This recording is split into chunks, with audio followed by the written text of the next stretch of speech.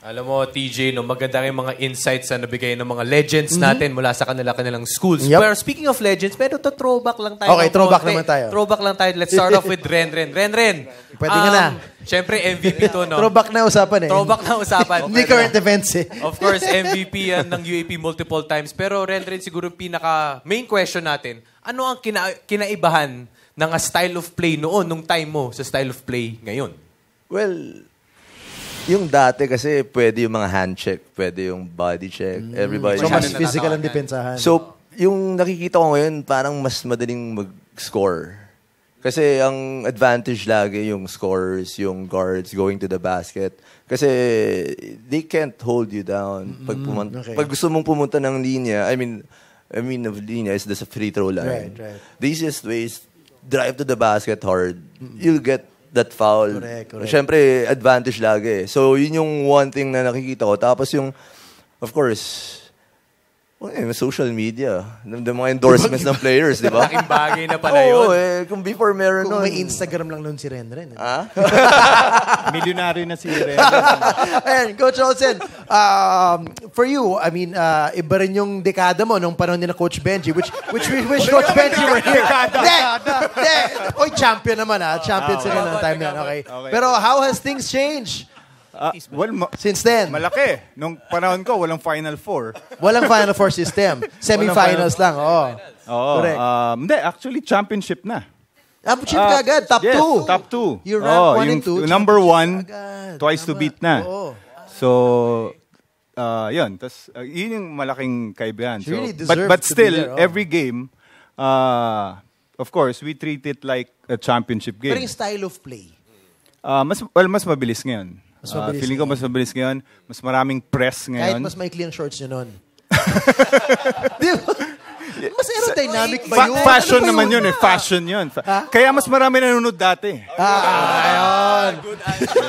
Pero pumunta naman tayo kay Jeff. Jeff, of course, Jeff, recently, you just graduated recently. Ngayon, mga a few years later, anong kinaibahan? More or less? Siguro, mas fast. Katulad sinabi ni Coach Olsen, mas fast-paced talaga ngayon. Bumilis pa rin. Mas mabilis kasi dati, panahon namin, lasal lang yung mabilis eh. Sila yung nagpe-pressure. Ngayon, lahat nagpe-press Ngayon, na, halos lahat eh. Halos every team eh. Ito, Arwin, related sa tanong niyan. Ngayon, uso ng tinatawag nating stretch 4. Di ba? Ikaw kaya, would that, you think, magiging pwesto mo yun noong time yun, stretch 4? How would you have played with the system today in the UAP before? Kamusta kaya ang Arwin Santos noon? Ang tingin mo? Di naman. Siguro kasi nung time na naglalaro ako sa UAP, nakita ko naman effective. So ngayon nilaro ko pa rin na hindi naman ako nahihirapan din at the same time. Kaya pinanindigan at pinag-aralan ko at minaster ko na yung position na yon. Kaya ganun. Ay, bukod naman sa stretch 4, mapunta naman tayo kay na Coaches Mon and Coach Mac. Has the point guard position changed more or less in a few years ngayon? Kasi syempre with the likes of sila RR, sila Lester, talagang mga scoring point guards eh. Pero yung mga 90s, mga medyo early years, talagang mga pure point guard. I mean, nag-change din ba yan dito pati sa college basketball? Ingat yan sa sagot mo. Yes. Yes, I think it definitely changed. Before, point guards, we do a lot of reads, more reads. We react to how the defense is playing us. Now it's more, you use your athletic ability, you use your dribbling skills to just really, break down your defense, the defender. Coach Mon, related to that, do you think the skill level of the point guards has increased from then to now and has helped them in the way they play today? Yeah, I think actually all players now overall yung skills kasi uso na yung skills training. Everybody's trying to get to work on their game. Before wala namang mga ganun, wala mga skills coach. So they really improved, but before it's mga guards like Coach Olsen, mga cerebral guards talaga yan. Right. Kami taga-pasa lang naman kaming bola kay Renren eh. Siya na bahala. Sorry, ang ganda nun. Nasaan si Renren? Ikaw, siya na bahala. Pag hindi ka nakati, gagaling ka Renren. Libre ako eh! Libre ako! Wesley, of course, the early 2000s, the Ateneo-Lasal rivalry. Kamusta naman noon? I mean, from your perspective, and can you compare that to now? Ngayon kasi mas magkakaibigan na sila eh. Not like before when we were playing Wala against bang them. kaibigan nun? Mga friends ni Ren noon. We were Ba kayo? friends. Nag-aabot kami, pero hindi kami magkaibigan. Sino ba yung pinaka-friend ni Wesley? Best friend niya si Alvin Castro eh. Alvin Castro, okay. Actually, sila Wesley. Sila Wesley, naging friend na lang namin nung nag-PBA na kami. Pero nasa UAP talagang hindi kami Hindi talaga. nagpapansinan. Galit talaga kami sa kanila pag nagkikita, hindi Kung na kami may nagpapansinan. Instagram na nun, would you follow each other? No, I don't think so. Ilalike Baka mo, naman mag-Twitter. ilalike mo ba yung picture ni Kung may Wesley? dislike nun, Baka naman dislike. mag-Twitter wars pa sila kung meron na nun. Okay. Well, ito isa pa to.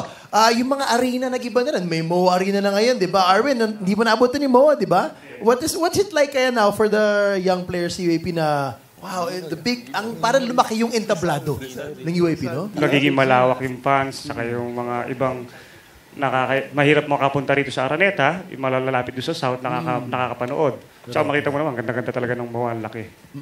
Correct. Kayo ba, nung panahon nyo, concerned ba kayo sa sinusuot nyo going to the game? Yeah. May Japarms mode na ba yan? Oo, syempre. Meron na. Kailangan para masarap yung pakiramdam going to the bar. Gimmick pa kayo pagkatapos. Syempre, pag panalo talaga, ganun. Ito, sila Arvin. Si Arvin, ever since. Kami wala.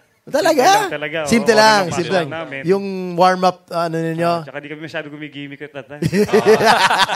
Pero Boy, kayo, kami, meron boy. kayo, Lester, meron ba kayong parang pre-game ritual o kailangan ba yung mga usual na kinakain, sinusuot Minsan sa may pantulog? ganun eh, oo. May pantulog ba bago mag-game? Wala naman. Ano, RR? Meron? Si Spaghetti RR ba? yata meron eh. After the game. Wala after kayong game. favorite meal pre-game. Pero ngayon, mahigpit na mga coach eh. Di ba? May mga nutritionist pa nga at lahat-lahat, di ba? Yung iba may nutritionist, syempre may strength and conditioning. Before, hindi naman natin sinusunod. Kain lang. Yung muscle mo ngayon, wala naman yan dati. Display lang, display.